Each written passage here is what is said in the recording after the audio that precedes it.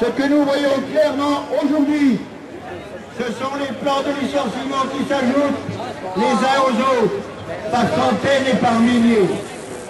Chaque jour apporte son lot de fermeture d'entreprise ou d'établissement avec son cortège de suppression d'emplois. Agora, vous connaissez bien le dossier, Neltec à Mirbeau, Euroflaco à Chevilly-Saint-Sauveur, Eurillep à Genlis, Barry Calvo, Nestlé, Promens, Lavoie-Sérigny, etc., etc., et la liste s'allonge. On ne compte plus les journées et les semaines de chômage partiel ou technique. Le chômage repart à la hausse, avec plus de 250 000 depuis le début de l'année, avec un rythme mensuel de 60 000. Dans le monde entier, les grands groupes profitent de la crise pour licencier. C'est la crise d'un système capitaliste à bout de souffle à l'activité économique, industrielle, commerciale adossée à celui-ci s'effondre et nul ne sait combien de temps elle va durer. Après la journée d'action du 29 janvier, le gouvernement trouvait 26 milliards d'euros afin de nous faire recapitaliser les entreprises et les banques et 2,4 milliards pour les salariés. Pour Force ouvrière, c'est injuste et c'est inacceptable. Oui, mes chers camarades, ce qui domine ce 1er mai 2009, c'est le sentiment d'une énorme injustice. Tellement plus d'argent pour les autres et tellement plus pour certains. Force ouvrière, à l'occasion de ce 1er mai, rappelle à la Confédération européenne des syndicats son exigence de combat pour le respect des normes internationales. Liberté d'association, liberté de création de syndicats, liberté de désignation de délégués syndicaux, liberté de négociation et respect du temps de travail. Cela signifie que l'Europe doit réviser ses règles. Il n'est pas acceptable, par exemple, de voir appliquer la directive européenne qui permet de travailler jusqu'à 65 heures. Alors, mes chers camarades, ce 1er mai 2009 n'est pas un 1er mai ordinaire, puisque nous diffusons dans l'unité d'action.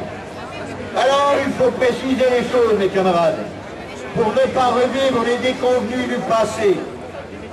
À Force ouvrière, l'unité d'action, c'est pour obtenir des revendications et c'est pour gagner, pas pour faire joli sur la photo. Dans l'unité d'action, chaque organisation syndicale conserve son analyse sur les revendications. À Force ouvrière, les revendications sont d'abord du pouvoir d'achat. Oui, bien sûr, il y a crise, mais il faudra obligatoirement, après cette crise, une plus juste et une différente répartition des richesses dans notre pays et dans le monde. Mais aujourd'hui, nous voulons du concret, à commencer par une hausse substantielle du SMIC de 15%, ce qui serait tout à fait justifié pour les salariés.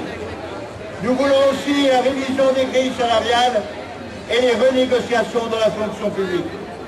Alors le gouvernement pourra bouger. C'est le rôle du gouvernement de fixer le SMIC, mais c'est aussi à lui d'assurer le pouvoir d'achat de ses salariés et fonctionnaires. Force ouvrière réclame un moratoire sur les licenciements et demande au gouvernement d'imposer aux entreprises qui reçoivent des fonds publics les arrêts de licenciement, qu'elles négocient plus d'augmentation de salaire. On ne peut pas accepter de toucher l'argent de l'État pour financer les licenciements.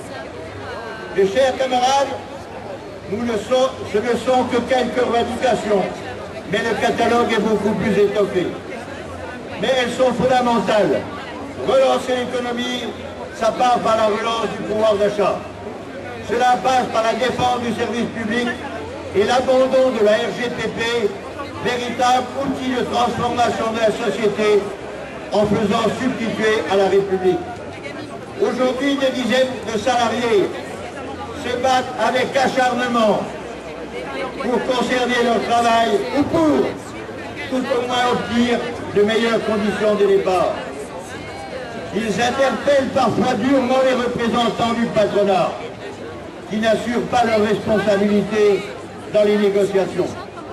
Eh bien, Force ouvrière, à chaque fois apportera son soutien aux salariés qui nous soutiendront et nous feront appel à nous pour les soutenir. Mes chers camarades, nous savons tous que c'est ensemble, au niveau national, européen et international que nous gagnerons. Le 29 janvier, le 19 mars, nous avons été des milliers à manifester dans l'unité d'action. Des milliers de salariés, mes chers camarades, notre mouvement était soutenu dans l'opinion publique. Force ouvrière se félicite de ses succès, mais toute la question est de savoir prolonger ces actions importantes.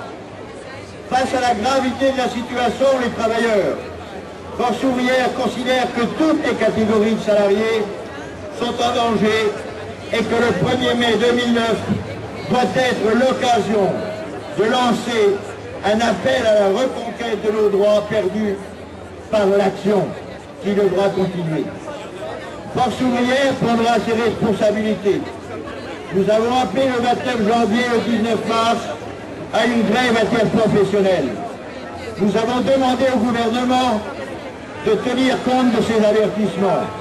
Rien n'est fait pour l'instant. Le meeting d'aujourd'hui, qui honore les luttes du mouvement ouvrier, n'est qu'une étape fixée par le calendrier de l'histoire. Il ne saurait ni suffire, ni être un point final à l'action engagée. À Force ouvrière, on estime qu'un appel commun à une grande grève interprofessionnelle de 24 heures est la seule solution pour montrer notre détermination, faire reculer le gouvernement et aboutir nos revendications. Camarades, Force ouvrière renouvelle cette proposition de grève auprès de tous les camarades présents ici pour les jours à venir. Elle soutiendra tous les syndicats Force ouvrière en lutte pour leur emploi et leur salaire. Tous ensemble, dans l'unité d'action syndicale, il est possible de gagner, tous ensemble pour ne pas payer la crise. Vive le 1er mai de revendication, vive la solidarité internationale. Merci de votre attention. À bientôt en grève et manifestation.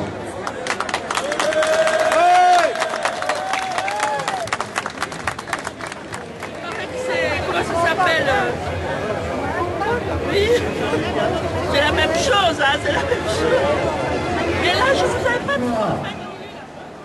Ce sont les banques, ce sont les fonds de pension, ce sont les boursicoteurs et les spéculateurs de tout poil qui sont à l'origine de cette crise, avec la bienveillance et les encouragements des différents gouvernements. Maintenant, ils essaient de vous faire payer la note. L'amour pour la vie, le rap social, ou c'est des profits, il faut choisir. L'amour pour la vie, le rap social, ou c'est des profits, il faut choisir. L'amour pour la vie.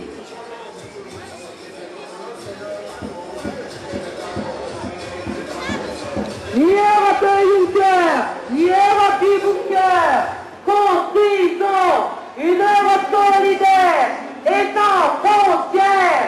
Ni Europe de Juncker, ni Europe du bunker, construisons une Europe solidaire et sans frontières. Ni Europe de Juncker.